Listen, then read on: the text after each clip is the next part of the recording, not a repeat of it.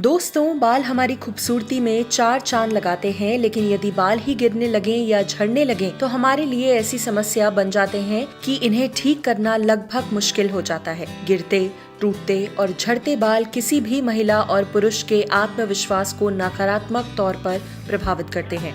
यदि गिरते बालों का सही कारण पता लग जाए तो इसे रोकना आसान और सहज हो जाता है। दोस्तों, क्या आप भी बाल झड़ने से परेशान हैं और हर पल यही सोचते हैं कि इसे कैसे रोका जाए?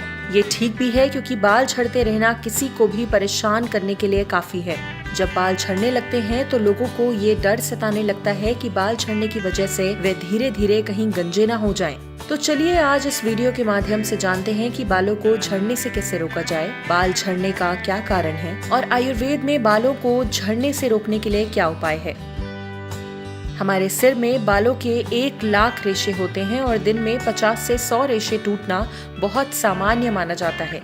लेकिन जब इससे अधिक बाल टूटने लगें तो इससे गंजापन हो सकता है। कई तरह के पर्यावरणीय प्रभाव, उम्र बढ़ने, बहुत अधिक तनाव, अत्यधिक धूम्रपान, पोषक तत्वों की कमी और पुरानी बीमारियां आदि बालों के झड़ने के कारक हो सकते हैं। बाल झड़ना कोई जानलेवा स्थिति नहीं है, लेकिन ये आत्मविश्वास को खतरे में डाल सकता है। पुरुष, महिला और यहाँ तक कि बच्चे भी बालों के झड़ने का अनुभव कर सकते हैं।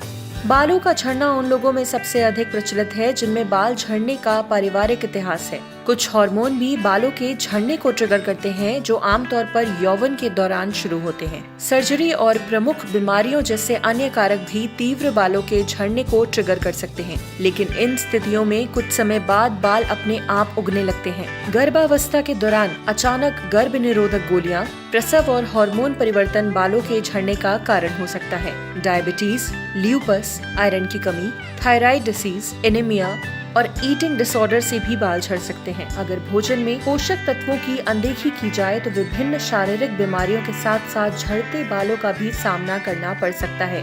इसकी चपेट में बड़े बुजुर्ग तो आते ही हैं, साथ ही अब बच्चे भी इसका शिकार होने लगे हैं। कुछ बच्चों को तो कम उम्र में ही गंजेपन की समस्या का सामना करना पड़ता है। ऊपर से हम उम्र बच्चों के तानों का सामना करना पड़ता है। विटामिन बालों की वृद्धि में आवश्यक भूमिका निभाते हैं। विटामिन की कमी से बालों के झड़ने से जुड़ी कई समस्याएं हो सकती हैं। शरीर में विटामिन डी की कमी बालों के विकास को प्रभावित करती है। शोध बताते हैं कि बालों के झड़ने वाले लोगों में अन्य लोगों की तुलना में विटामिन डी का स्तर कम होता है। कुछ अन्य कारण हैं जिसके माध्यम से बालों का झड़ना होता है, जैसे कि कॉस्मेटिक्स, हेयर डाई, ब्लीचिंग और शैम्पू के उपयोग जैसी प्रक्रियाओं सभी बालों को पतला कर सकती हैं, जिससे ये कमजोर हो जाते हैं। कभी कभी गंभीर चिकित्सा स्थितियां भी बालों के झड़ने का कारण बन सकती हैं, जैसे कि स्कैल्प इन्फेक्शन यानी दाद, एलोपेशिया अरीटा, ऑटो इम्यून डिसऑर्डर जो बालों के रोम को नुकसान पहुंचाता है, और थायराइड रोग।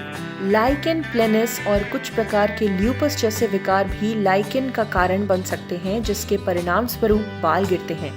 दिल की समस्याओं, अवसाद, गठिया, उच्च रक्तचाप और कैंसर के इलाज के लिए इस्तेमाल की जाने वाली दवाओं के इस्तेमाल से कई बार बालों का गिरना भी शुरू हो सकता है।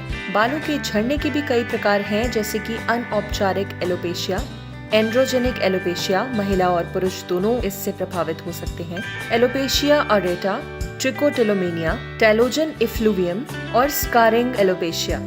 पुरुषों और महिलाओं में गंजेपन के लक्षण अलग अलग हो सकते हैं। आमतौर पर पुरुषों में गंजेपन की शुरुआत में बाल इस तरह से झड़ते हैं कि सिर पर बालों का हिस्सा एम आकार में नजर आता है। धीरे धीरे बालों का झड़ना अधिक हो जाता है और ये आकार बदलकर यू हो जाता है। महिलाओं के मामले में ये पैटर्न थोड़ा अलग है। आमतौर पर महिलाओं के सिर के बाल बीच वाले भाग से बाल झड़ने शुरू होते हैं, खास तौर पर बालों की मांग के आसपास का भाग, और धीरे धीरे सिर के सभी हिस्से से बाल झड़ना शुरू हो जाते हैं। बालों के झड़ने की समस्या आपको गंजेपन का शिकार बना सकती है, इसलिए जितना जल्दी हो सके इस समस्या का इलाज करवाना ही बेहतर है। अगर बात करें एलोपैथी में बाल झड़ने के इलाज की, तो इस चिकित्सा पद्धति में बालों का ट्रांसप्लांट ही एकमात्र उपाय बचता है और बालों का ट्रांसप्लांट का खर्चा लाखों तक जाता है। इसका स्टार्टिंग खर्चा ही 50,000 से शुरू होता है और ये 10 लाख तक चला जाता है। लेकिन आयुर्वेद में इस समस्या का कोई लाखों तक खर्चा नहीं होता। बाल झड़ने की समस्या को आयुर्वेद की मदद से और कुछ परहेज करके ठीक किया जा सकता है। आयुर्वेद इस समस्या की जड़ पर वार करता है और फिर इस जड़ को काटता है, जिससे कि बाल झड़ने की समस्या जड़ से खत्म होती है। आयुर्वेद की मदद से लगभग हर बीमारी और सेहत से जुड़ी समस्या का सही तरीके से इलाज किया जा सकता है और ऐसी ही एक समस्या है बालों का झड़ना। ऐसे बहुत से केसेस हैं जिनमें आयुर्वेद की मदद से लोगों की बाल झड़ने की समस्या और साथ ही में अन्य बालों से संबंधित समस्याएं ठीक हुई हैं।